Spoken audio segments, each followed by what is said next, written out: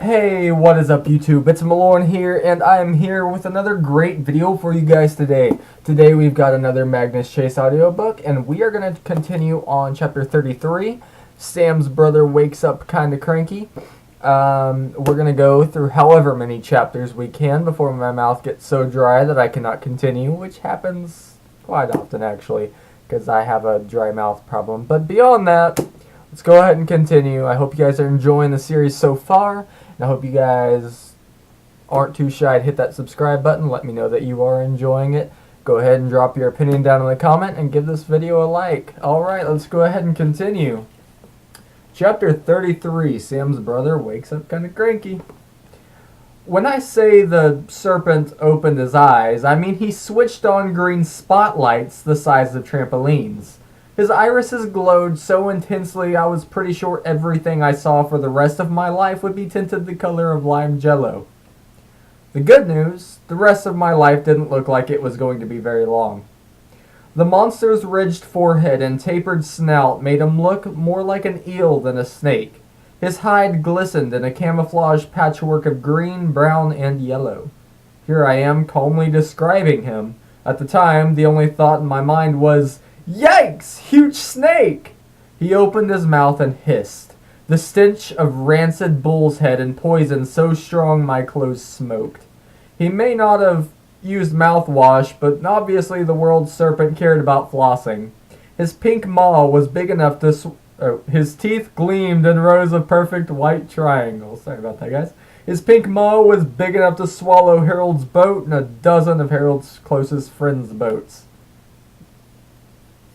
My meat hook was embedded in the back of his mouth, right where the hangy down uvula thing would be in a human mouth.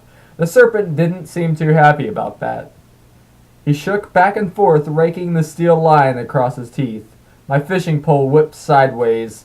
The boat seesawed port to starboard, planks cracking and popping, but somehow we stayed afloat. My line didn't break. "Sam," I said in a small voice, "why hasn't he killed us yet?" She pressed so close to me I could feel her shivering. "I think he's studying us, maybe even trying to talk to us." "What is he saying?" Sam gulped. "My guess? How dare you?" The serpent hissed, spitting globs of poison that sizzled against the deck. Behind us, Harold whimpered, "Drop the pole, you fools! You'll get us all killed!" I tried to meet the serpent's gaze. "Hey, Mr. Jormungand, can I call you Mr. J? Look, sorry to bother you. Nothing personal. We're just using you to get somebody's attention." Mr. J didn't like that. His head surged out of the water, towering above us, then crashed down off the bow, triggering a 40-foot-tall ring of waves. Sam and I were definitely sitting in the splash zone. I ate salt water for lunch. My lungs discovered they could not in fact breathe the stuff. My eyes got a thorough power washing, but incredibly the boat didn't capsize. When the rocking and sloshing subsided, I found myself still alive, still holding the fishing pole, with my line still attached to the world serpent's mouth. The monster stared at me like, "Why are you not dead?" Out of the corner of my eye, I saw the tsunami crash against the graves, washing all the way up to the base of the lighthouse. I wondered if I'd just flooded Boston.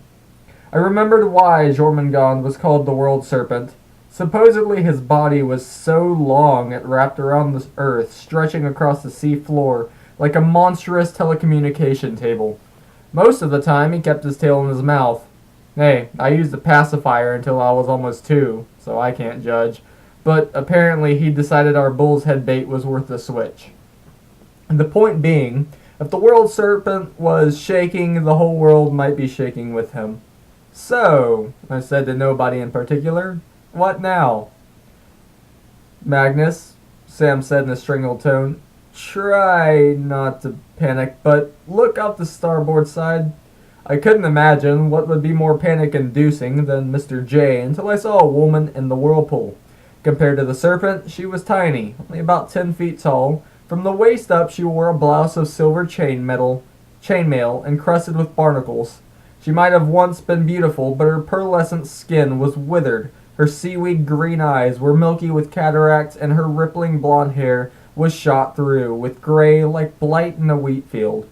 From the waist down, things got weird. Spinning around her like a dancer's skirt, a water spout swirled within a silver fishing net 100 yards in diameter. Trapped in its weave was a kaleidoscope of ice floe, dead fish, plastic garbage bags, car tires, grocery carts, and other assorted flotsam. As the woman floated towards us, the edge of her net thwapped against our hull and scraped against the world serpent's neck. She spoke in a deep baritone. "Who dares interrupt my scavenging?" Harold the Frost Giant screamed. He was a champion screamer. He scrambled to the bow and threw a bunch of gold coins over the side. Then he returned to Sam. "Quick, girl, your payment to me. Give it to Rand." Sam frowned, but she tossed another 5 coins overboard. Instead of sinking, the red gold swirled into Rand's net and joined the floating merry-go-round of debris. "Oh, great Rand," Harold wailed. "Please don't kill me. Here, take my anchor. Take these humans. You can even have my lunchbox." "Silence!" The goddess shooed away the frost giant, who did his best to cower, grovel, and retreat all at the same time. "I'll just be below decks," he sobbed, praying. Rand regarded me as if deciding whether I was large enough to fillet. "Release Jormungand, mortal. The last thing I need today is a world flooding event." The world serpent hissed in agreement. Rand turned on him. "And you shut up, you overgrown moray. All your writhing is stirring up the silt. I can't see a thing down there. How many times have I told you not to bite at any old rancid bull's head?" Rancid bull's head. Rancid bull's heads are not native to these waters.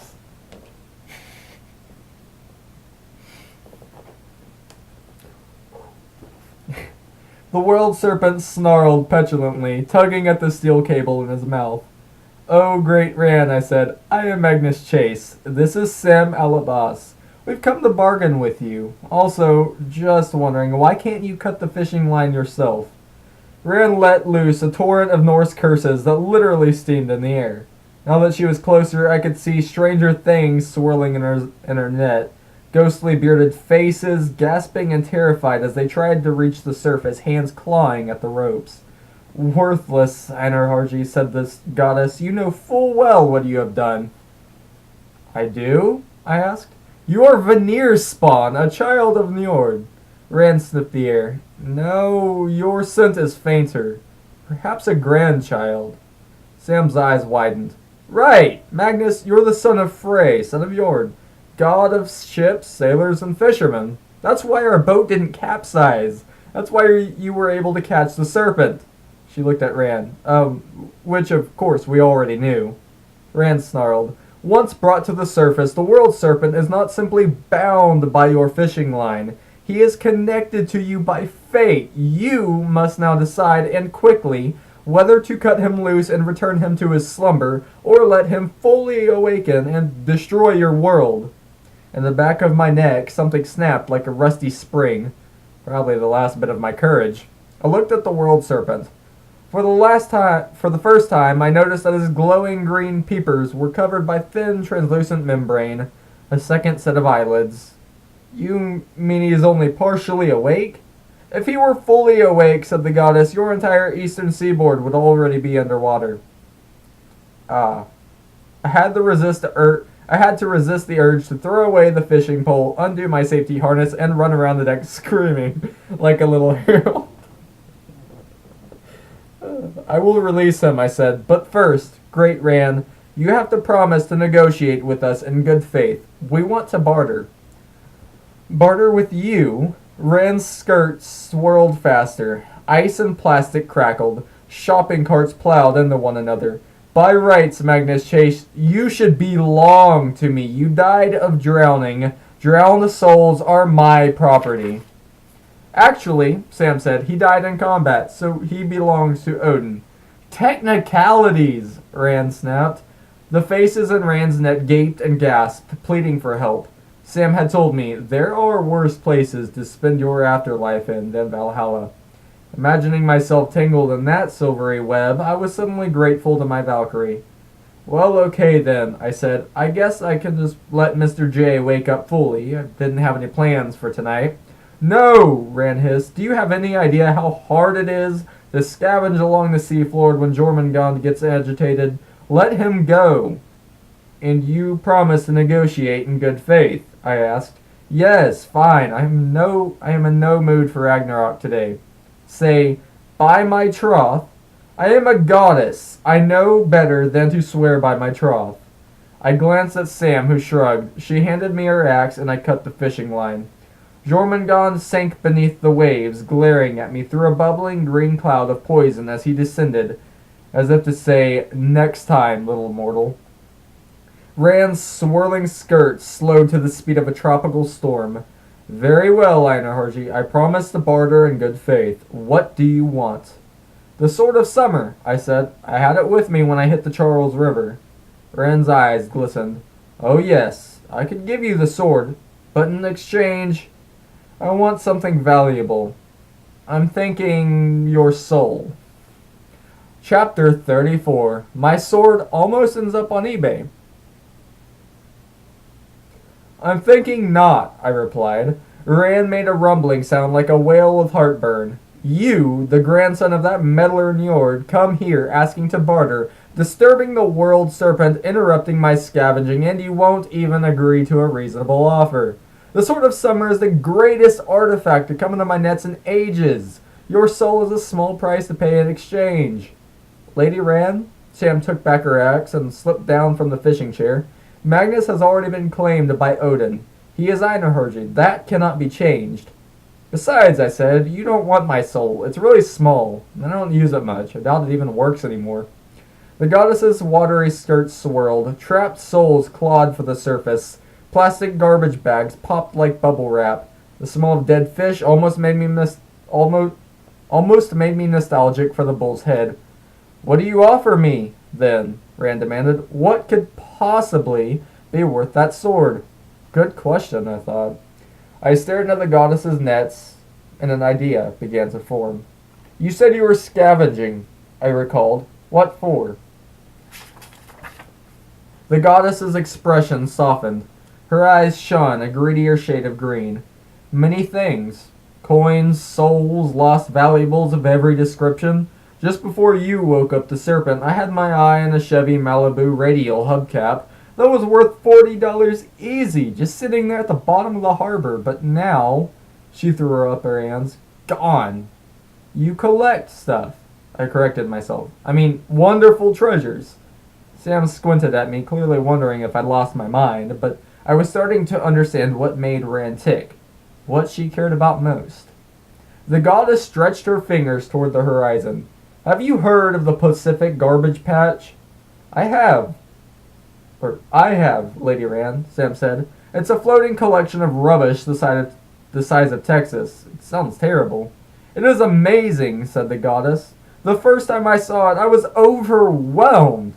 It put my own collection to shame. For centuries, all shipwrecks of the northern seas have been mine to claim. Anything lost in the depths comes to me. But when I saw the wonders of the garbage patch, I realized how puny my efforts had been. Ever since, I've spent all my time scavenging the seafloor looking for additions to my net. I would not have found your sword if I hadn't been so quick. I nodded with sympathy. Now I could fit this Norse goddess into the Magnus Chase worldview. Rand was a bag lady. I could work with a bag lady. I peered overboard at the floating junk. A silver teaspoon balanced on an island of styrofoam.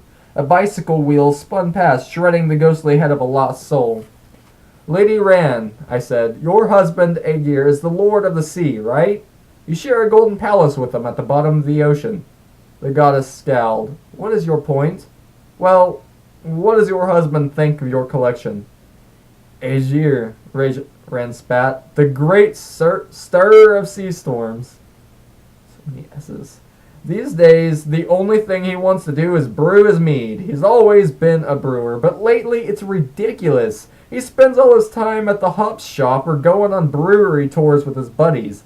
And don't get me started on the flannel shirt, rolled up skinny jeans, glasses, and the way he trims his beard. He's always been talking about microbrews. He has a cauldron a mile wide. How can he microbrew? Right, I said. That must be annoying. He doesn't appreciate how important your treasures are. He has his lifestyle, Rand said. I have mine. Sam looked bewildered, but all of this made total sense to me. I knew a bag lady in Charleston whose husband had left her a $6 million mansion on Beacon Hill, but sitting at home alone had made her feel suffocated, lonely, and unhappy.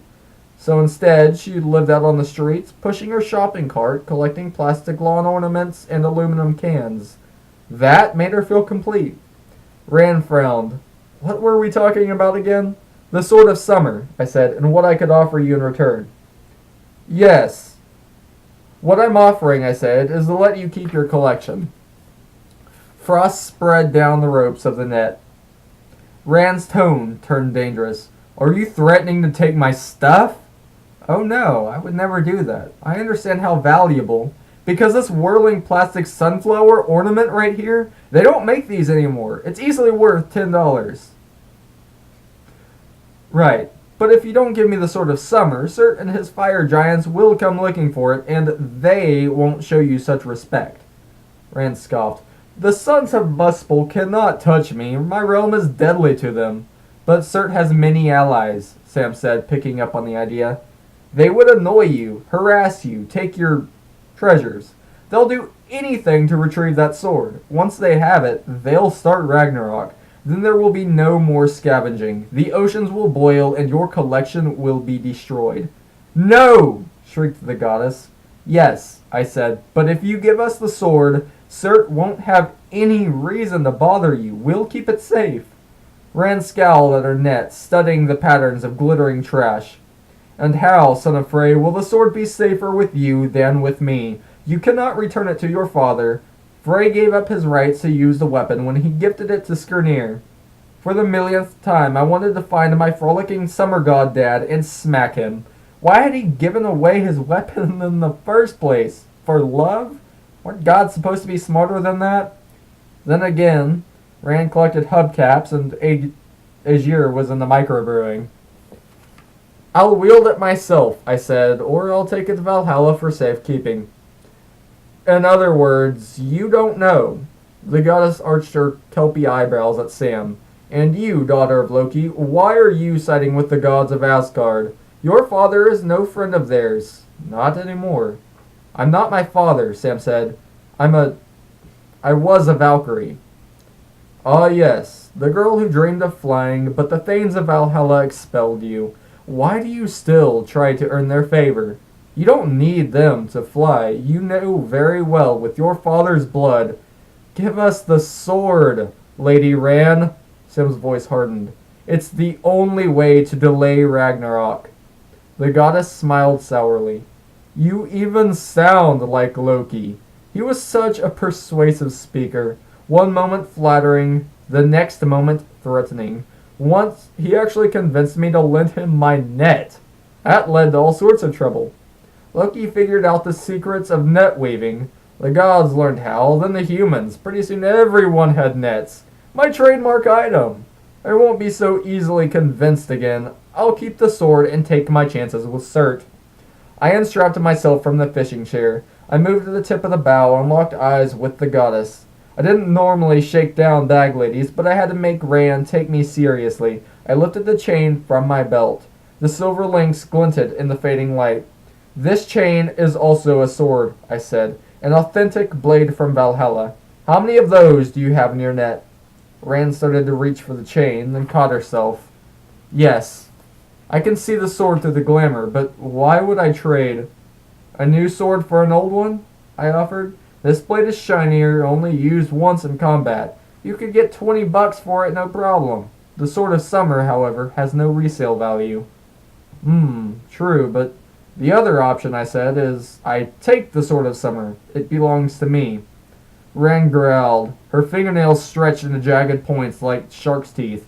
You dare threaten me, mortal? Just telling the truth, I said, trying to stay calm.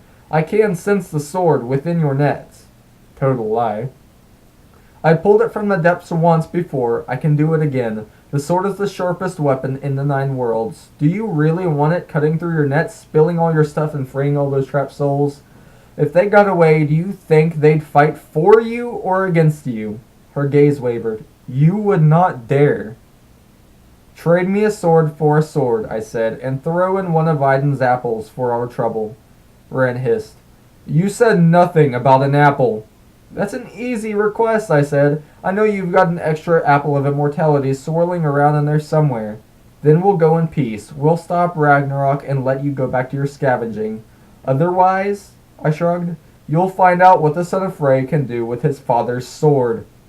I was pretty sure the goddess would laugh in my face, capsize the boat, and add our drowned souls to her collection, but I stared her down like I had nothing to lose. After a count of 20, long enough for a bead of sweat to trickle down my neck and freeze at my collar, Rand snarled. Very well. She flicked her hand. The sword of summer came flying out of the water and landed in my grip. Immediately it began to hum, agitating every molecule in my body. I tossed my chain overboard. Now the apple. A piece of fruit shot out from the net. It would have beamed Sam between the eyes if not for her fast reflexes. The apple didn't look like much, just a shriveled golden delicious, but Sam held it gingerly as if it were radioactive. She slipped it into her coat pocket. Go now, as you promised, Rand said. But I tell you this, son of Frey.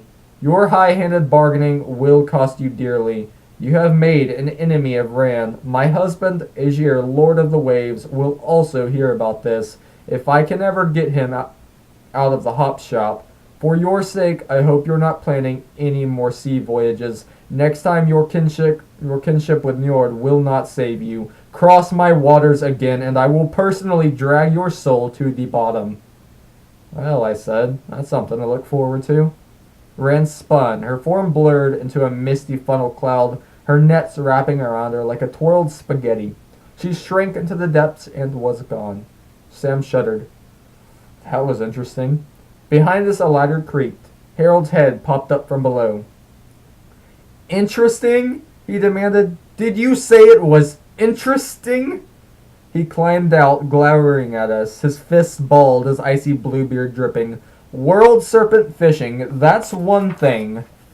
But antagonizing Rand, I never would have taken you aboard if I had known, no matter what Big Boy said. I have to make a living on the ocean. I should throw you overboard.